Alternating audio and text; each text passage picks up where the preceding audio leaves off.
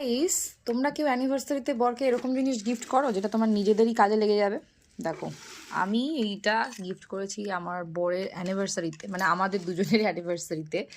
আমাদের অ্যানিভার্সারি এখনও অনেকটা লেট আছে, বাট এখন শীতকাল, তো যেই জিনিসটার জন্য আমি অর্ডার করেছি আর এটা বরের নামে চালিয়েছি সেটা হচ্ছে এই জিনিসটা। কারণ আমাদের যে মিক্সিগুলো আছে, আমার বাপের বাড়ি বলো কি এই বাড়িতেও বলো, সেটা হচ্ছে নর্মাল মিক্সি, মানে তার মধ্যে জুসার নেই, ঠিক আছে? এইবারে এইটার মধ্যে রয়েছে জুসার।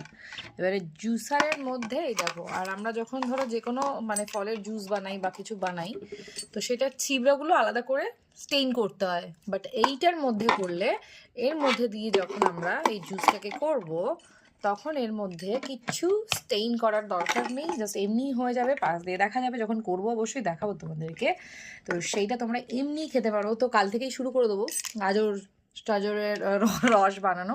তো এইটা হচ্ছে অ্যানিভার্সারি গিফট। আমাদের অ্যানিভার্সারি মার্চের 2 তারিখ, বাট তার আগের থেকেই আমি এটা কিনে নিয়েছি, কারণ এখন শীতকাল আর নিজের দরকারের জিনিস, বাট বরের নামে চালিয়ে দিলাম গিফট। এটাই হচ্ছে বড় ব্যাপার আর কি।